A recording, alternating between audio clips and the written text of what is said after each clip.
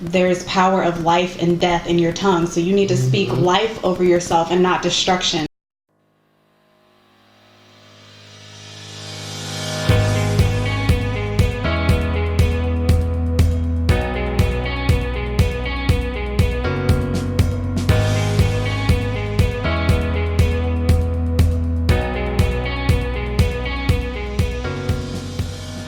Hi, kings and queens. Welcome back to The Work Within. I'm Diamond Simons. I'm Sami Iman, and today we're going to talk about self-esteem and confidence. Let's talk about it. So I came across this quote that says, "Children are wonderfully confident in their own imaginations. Most of us lose this confidence as we grow up," by Sir Ken Robinson. And it's such a great quote, and it's so true. Because if you ever look at children, like, they run into everything, like, full force, full excitement, like, ready to go, let's do this. And I feel like we do lose that as we get older. Like, we get more, I think it's maybe, like, self-aware. And then I feel like we're socially aware as well.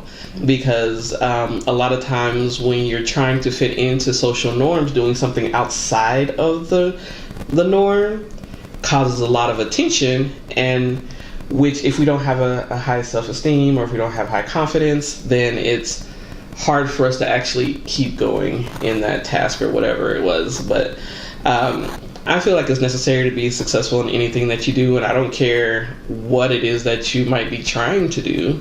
You have to have confidence, even if it's, I would consider, like, false confidence. Like, and I know that we talked about it a little bit in our last show. You have to pump yourself up and give yourself a pep talk. Like, I'm confident, even though I don't feel it, but I am. Yeah, which goes in line with our last show that we did for affirmations, where you have to tell yourself, I am confident, even if you're not. Mm-hmm. And then do it anyway. Mm-hmm. So speak it into existence. Absolutely. And it's so funny talking about childlike confidence. So my daughter, she's 2 right now, and the other day she was so confident that she thought it was okay to hit mommy because I said, "Camille, no, don't do that," and she hit my hand, and I'm like, "Excuse me, we don't do that." But she gets that because she knows when she does something wrong, I hit her hand like, "No, don't do that." And she's like, "Well, you're doing something I don't want you to do, so I'm going to hit your hand." And it's like, "No, you're too confident. You don't do that. You don't hit mom." Boundaries, guys. But yeah, children, I mean, they don't look at things and say, "Oh, well, will I get hurt if I do that? Or am I qualified to do that? Or what will people think of me if I do that?" Right. They're just like, "Hey, I've never done that before. That's a good idea. Yeah. I'm going to do it." Absolutely. So, yeah, and that actually reminds me of, like, when I was in elementary school, I was trying to teach myself how to do front handsprings. And so I don't know how everybody's jungle gyms were at their school, but my school had this jungle gym that had, like, the tires on it that spun around. The tires. Yeah. And so what I would do is I would, like, run up to it and, like, do this whole Superman thing over the tire and land on my hands and then bounce back up to land on my feet. And never in my mind was I like, I could get hurt, you know? Right. It's like, this would be so cool. Yeah, that's exactly what's going through my mind. Like, this is going to be so cool. It's going to be amazing. And I'm going to learn how to do front handsprings after this. So it's like, I'm going to be awesome, you know? If I was your mama, I'd have you by your ear. Don't you ever do that again. You're going to break your neck, girl. Which is funny because we should have been supervised. I'm not sure why we weren't.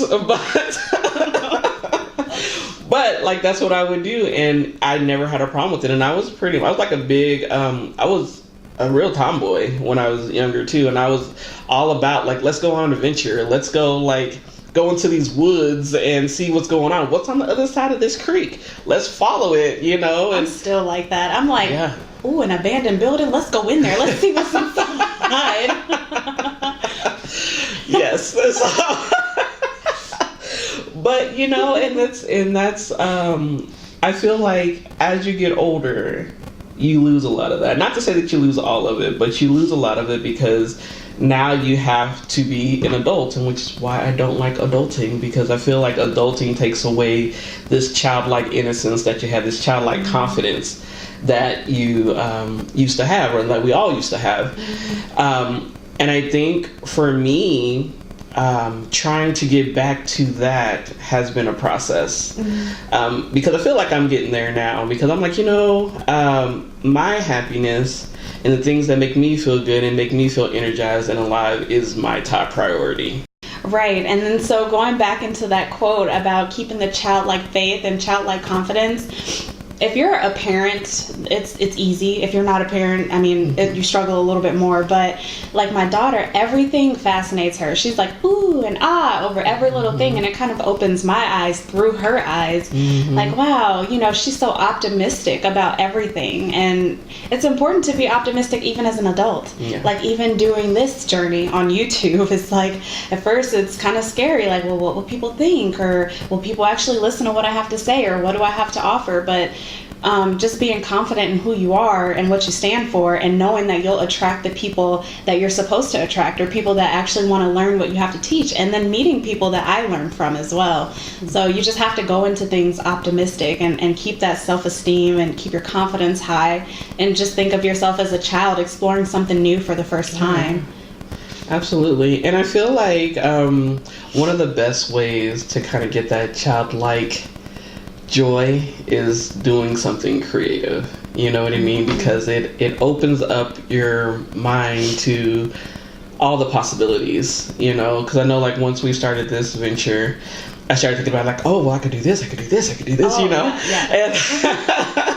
And it's like, okay, like, focus on one thing, but it lets me realize, even just getting to this point, that the world is limitless.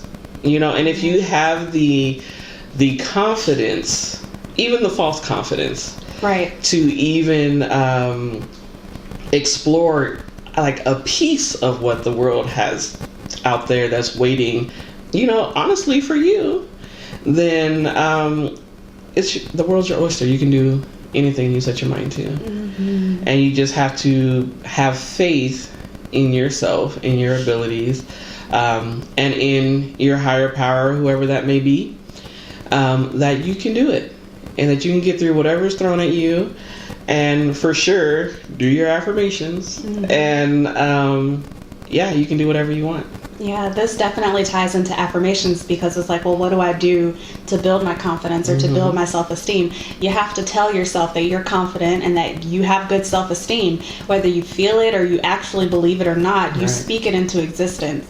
I'm not sure exactly what the quote is, but there's even a biblical quote that goes, there's power of life and death in your tongue. So you need to speak life over yourself and not destruction. Don't tell yourself what you can't do or how dumb you are. Tell yourself what you can do and how you're going to become the type of person you want to be, and you speak good over yourself. Don't ever speak negative over yourself, because you'll attract people that think negatively about you, and you'll attract negative circumstances because you think you deserve that, because you told yourself negative things, and that's not the case. So. Right. And I want to just speak a little bit on self-esteem by itself, and let's face it, like, self-esteem is the esteem of one's self. And so I know a lot of times, like, when people say things that bother you or hurt your feelings, you're like, oh, well, you're affecting my self-esteem. And the truth of the matter is that they're not. No. It's like, who's actually affecting your self-esteem is you, because you are believing what they're saying about you, instead of being like, well, I know that's not true because I'm amazing, Then no matter what they say about you, doesn't matter, like, I've had people who've told me plenty of things, and I'm like, I don't care, like, your opinion of me is none of my business, and and then I just keep it moving. And, I mean, it's not to say that I don't have bad days, because we all do, but at the end of the day, no one else can affect my day. No one else can affect me but me. Yeah, no matter what hits you, just know that you can get through it. You're okay. And just figure out a plan, work a plan on how to maneuver through it. Yeah, and I have to say we're definitely opposites than Mia and I, because I did not grow up confident. Well, maybe as a kid, yeah, because all kids are confident, the little snots. But anyway, no. But as I grew up, I lost confidence, and I started doing everything to make everyone else happy. People pleaser, like, oh, are you mad at me? Or I still do that. My husband thinks I get on his nerve, because he's like, I'm not mad at you. Stop saying that. But I absorb people's emotions. And if I feel like someone's displeased with my decision, it makes me displeased with my decision. Mm-hmm. But I had to grow and to learn that it's your life. It's not their life. It's not about how they feel about your decisions. If you're happy with it, and if you know this is going to take you where you want to go, then that's fine. And they could be unhappy with it. But when you get to where you're going, all of a sudden they'll be like, we're so proud of you that you stuck to what you wanted to do, and not listen to what everyone else had to say. Right. So it's important that you stick by yourself. Yeah. Stick by yourself and stick by your decisions, and don't worry about pleasing people, and grow your confidence, say your affirmations, and do things that are important to you and that helps you grow as a person. So what I would like to hear from you guys is, give me a time when it might have been really trying. You had to really dig deep into your self-esteem and your confidence to get through it. We love to hear your stories and what you guys have to say. And or even write something that you do that's within your comfort zone and you are confident, you got it down pat. But maybe something that you feel uncomfortable doing and not as confident, if you want to share something like that, like we've shared. Yeah, that would be fantastic. Yeah, we help each other. We're sisters trying to grow one another. So let's talk about it. Let's have a discussion. Yes. Yeah. All right. So I guess we'll see you next time. All right. Bye. Bye.